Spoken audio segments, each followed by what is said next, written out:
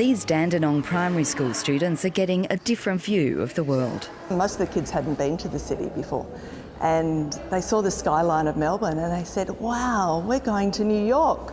They're visiting the Australian Centre for Contemporary Art in Melbourne as part of a long-running outreach program.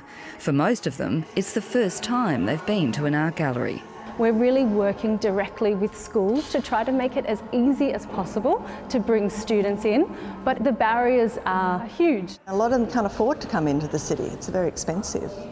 And if parents have got $20 that they might be able to spend, they might use it for other things, food and necessities, not just coming into an art gallery.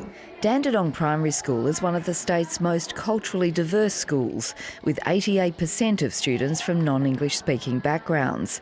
Thousands of students have been through the program over the past 10 years. 11-year-old Shree's first visit in prep left a huge impression. If you go into my house, there is so much artwork. I'm not sure how to say it, but I just had this rush for to create artwork.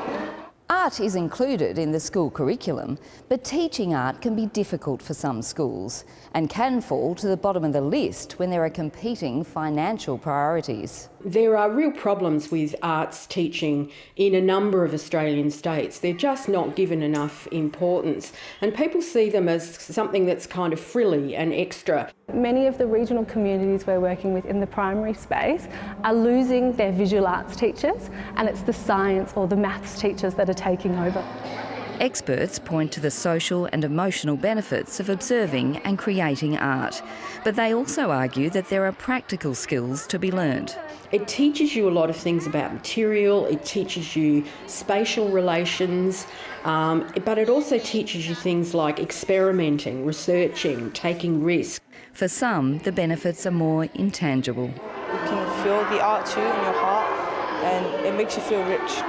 Sasha Payne, ABC News, Melbourne.